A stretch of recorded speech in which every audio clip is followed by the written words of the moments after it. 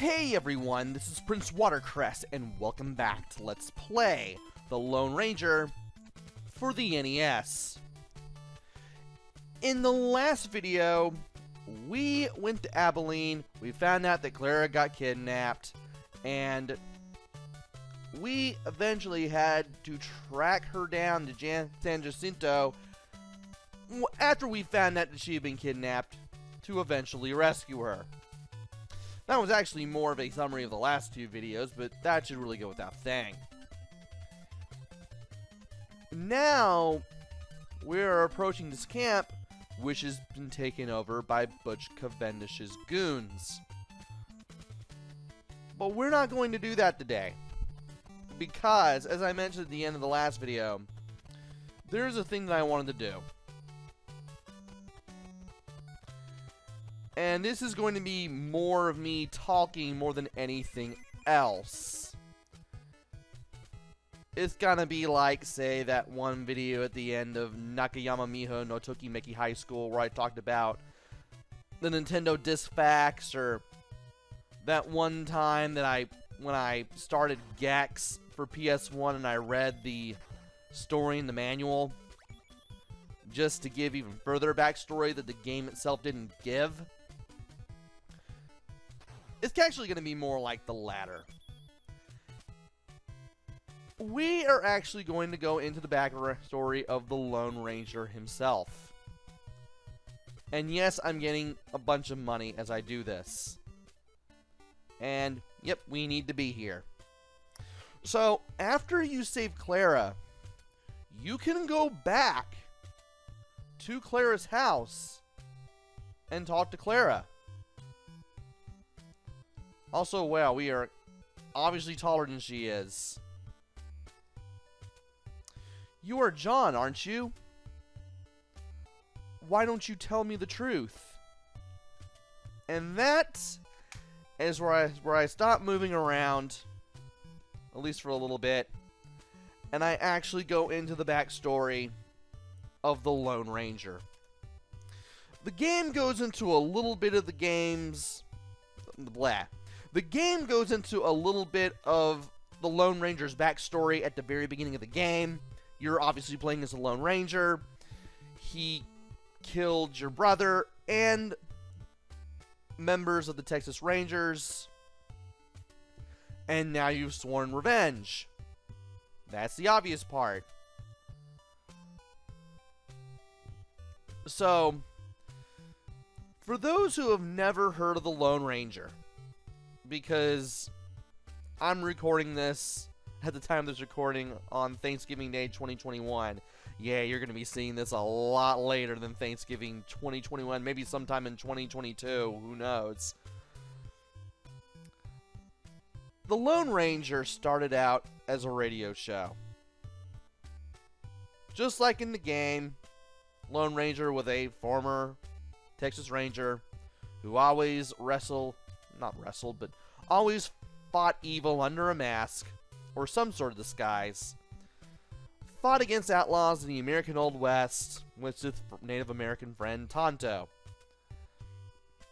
That's pretty much the gist of the Lone Ranger, whether it was the old radio show from the 1930s from Detroit, the television shows, the movies. This has been in multiple media, even comic books, and even some regular books. And if you've played the video game, if you do play this video game, you pretty much know how the radio show's origin went, more or less. Trying to find the words here. There are some differing versions of the Lone Ranger's origin, but the basic story has remained the same. And this is where I start telling the story. Texas Ranger John Reed and his older brother, Captain Dan Reed, were part of a group of 6 Rangers in pursuit of a gang of dangerous outlaws led by Butch Cavendish. Assisted by a trekker named Collins, who was secretly employed by Cavendish, the Rangers were lulled into thinking that the gang were camped in an area on the far end of a canyon called Bryant's Gap. But Collins had lied to the Rangers. Cavendish and his men were actually waiting in ambush on the rim on both sides of the gap. As it was near dark, Cavendish's plan was to open fire on the Rangers as they rode through and keep shooting until they were sure the Rangers were all dead. Cavendish was convinced that all of the Rangers were killed in the ambush, but John survived, nursed back to health, after being found by an Native American named Tonto, who remembered John as he once saved Tonto's life when they were boys. When John recognized Tonto, he remembered the name the Native American gave him, Kimosabe, which meant trusty scout. Interestingly, that is not even a real Native American word, because if I remember correctly, and I'm actually going through Wikipedia just to make sure, the term Kimosabe was based on the name of a summer camp owned by James Jewell, or at least the father-in-law of James Jewell, an American radio actor who gave Tonto his name. And in the local Native American language, Tonto meant wild one. So Kimosabe was just a reference to one of the radio show's actors' father-in-law's summer camp owned in upstate Michigan, which is kind of weird. But now you know what it means on the show and what it actually means in real life. It actually doesn't mean much of anything. Tonto then made the observation that John was the only ranger left, calling him the Lone Ranger. So now we know where the Lone Ranger's name comes from. John realizes that he will be a marked man once Cavendish finds out that he survived, but Tonto reassures him that he made 6 graves while burying only 5 men. Smart. So the outlaws will think John died with the others. Now with the strengthening determination to bring Cavendish and his gang to justice for their crimes, John decides that his name must remain buried with his brother and his colleagues and resolves to assume a secret identity and wear a disguise. Kind of like Bruce Banner in The Incredible Hulk, at least a TV version of that. It was Tonto who suggested that John wear a mask for a disguise, which he made out of cloth from his brother Dan's vest. When John declares that he'll be the Lone Ranger, Tonto vows to help him. During the ambush, Dan confided in John that his wife and son were coming from the east, and John urged John to look after them in the event of his death. He also expected John to leave the Rangers and work the secret silver mine they owned together, and to see that his family gets his share, which John promised. Once recovered from his wounds, John hires an old friend, a retired ranger named Jim, to work the mine for him. John tells Jim about the ambush and his intent to become the Lone Ranger, and then makes an unusual request for Jim to forge silver bullets for him. Thinking that lead bullets will be just as effective, Jim asks why such an unusual request.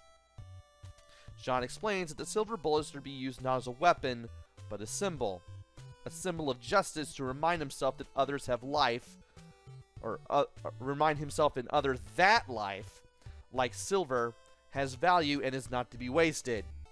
And yet we're buying it willy-nilly and blowing through boss enemies with it. Go figure. Jim agrees with the idea and makes the silver bullets. John swears Jim to secrecy about his true identity, then tells him that as far as anyone else is concerned, the mine belongs to him.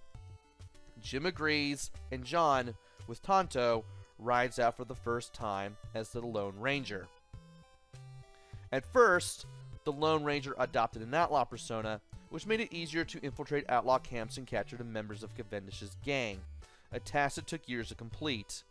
But even while doing this, the Lone Ranger made it a point to help anyone along the way who needed it, which is why we've been to some of the places that we've been to, such as the Native American territory, the town that had the Spanish treasure, what have you.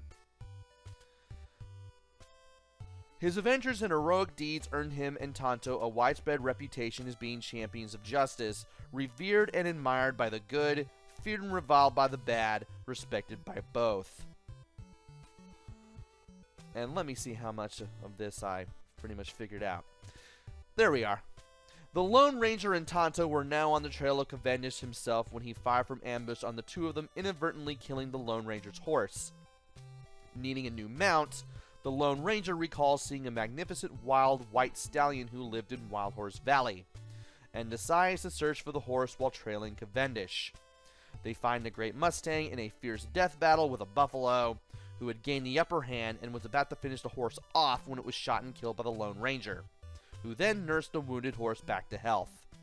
As much as the Lone Ranger wanted the horse for his own, he was willing to let it go as it fought for his freedom and deserved to be free. When Tonto remarked on the horse's gleaming coat saying it looked silver white, the Lone Ranger decided that silver would be a good name for the horse and called out to it. In a gesture stronger than gratitude, the horse stayed on and became the Lone Ranger's partner. The Lone Ranger then trains the wild stallion, who learned quickly and after a few days was ready. So Silver was more of a wild horse than anything, and I guess that kind of explains why we had to look for him at the very beginning of the game, rather than Silver just being there right from the get-go. Makes sense, I guess. With a stronger and faster Silver as his new mount, the Lone Ranger was now able to overtake and capture Cavendish, finally completing his long mission. Well, that's what we're in the process of doing.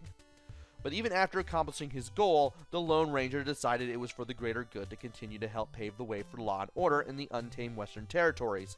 And with Tonto still at his side, he continued to wear the mask and maintain the identity of the Lone Ranger. So, this is basically the beginning of the Lone Ranger's adventures that we are playing. I mean, we're obviously going to find Cavendish and save the president, which the president saving I don't think was in the radio show. I see no sign of that. And at least not about the radio show. But nevertheless, we are playing the Lone Ranger's origin story, which leads to me talking to Clara in-game right here like we did about 10 minutes ago. I can't believe I've been speaking for that long. When we talked to her, she called us John. There is a reason for that. Obviously, his name is John Reed, but it's never really been it was never mentioned to be such on the radio show. This is where I go to Wikipedia. Although the Lone Ranger's last name in the radio shows was given as Reed, his first name was never specified in any of the radio or television shows. At least back then. Way back then. Various radio reference books, beginning with Radio's Golden Age, Eastern Valley Press, 1966, give the Lone Ranger's first name as John. Some cite the 20th anniversary radio program in 1953 as the source of the name, but the Lone Ranger's first name is never mentioned in that episode. In the final chapter of the 1938 Republic, the Lone Ranger movie serial, he is revealed to be Texas Ranger Alan King. In the second serial, The Lone Ranger Rides Again, he identifies himself as Bill Andrews. The Lone Ranger's first name is also thought to have not been mentioned in contemporary Lone Ranger newspaper comics, comic books, and tie-in premiums, though some have stated that the name John Reed was used in an illustration of the grave marker made by Tonto, which appeared in either a comic book version of the character's origin story or in a children's record set. The name John Reed is used in the 1981 film The Legend of the Lone Ranger. The Lone Ranger is also John Reed in Dynamite Entertainment's licensed Lone Ranger comic book series that began in 2006, and in the 2013 Disney film The Lone Ranger, which of course is the one that had Johnny Depp as Tonto, and was not very well liked by movie reviewers. In the 2003 TV movie / Unsold series pilot, which was aired as a TV movie, the Lone Ranger went by the name Luke Hartman. But for most purposes, just because it's I'm guessing it's more or less decided that his name is John Reed. And John Reed has pretty much being the most used name for the Lone Ranger is, by all points and purposes, the Lone Ranger's secret real identity. And that's pretty much it. I've been talking for about 10 to 15 minutes in this one room while this music's been going on. I know there's no action in this one particular video. It was pretty much by design. I didn't really expect to make this video, but after seeing this, just to see if I could talk to Clara one more time before I got done with the game, and coming across that, and having never really been into the Lone Ranger in any capacity, it did get me curious, and I did want to get the basics about the Lone Ranger. And I'm glad I did, because it gives insight into the beginnings of the radio show and the Lone Ranger's origin story, which Konami has been pretty faithful to. I mean, taking liberties where necessary, but even then, it's in a way that makes sense, because again, the Lone Ranger is helping out anyone in need just because. Like with the town with the Spanish treasure early on in the game. Or, what is it? Going through Native American territory just to get that eagle egg. I mean, stuff had to be made up for the game in order to make it a good, long enough game, but given what we know now, it all makes sense. So, yeah, that's pretty much it. That's pretty much the video. I'm glad that I learned some stuff about the Lone Ranger. I'm hoping that you have as well. And next time, we're finally going into that base. So, until then, this is PrinceWatercress. Take care, stay safe, and thanks for watching!